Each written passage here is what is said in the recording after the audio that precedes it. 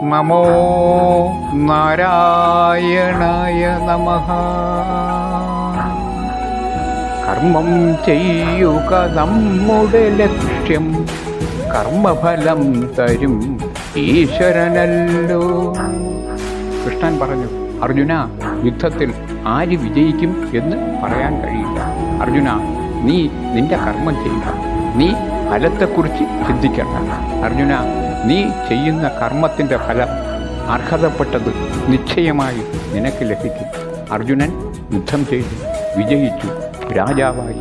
എന്താണ് കർമ്മം, എന്താണ് അകർമ്മം, എന്താണ് വികർമ്മം, കർമ്മത്തിൻ്റെ സങ്കീർണതകൾ എന്തൊക്കെയാണ്, കർമ്മത്തിൻ്റെ പ്രാധാന്യമെന്ത് ഗീത പറയുന്നു. കർമ്മ സമുത്ഭവ ബ്രഹ്മ, എന്താണ് ബ്രഹ്മം തുടങ്ങിയ നിരവധി ചോദ്യങ്ങൾക്ക് ഗീത ഉത്തരം നൽകുന്നു.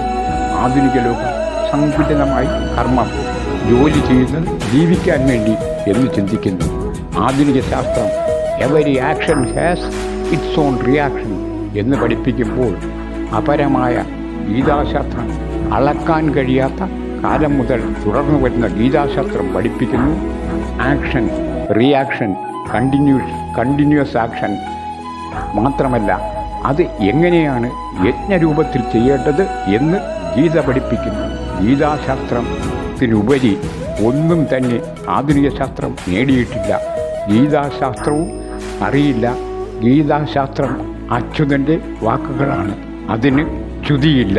ഗീത പഠിക്കുക, ഭക്തനാകുക, ജീവിത വിജയം നേടുക. ജയ് ശ്രീകൃഷ്ണ.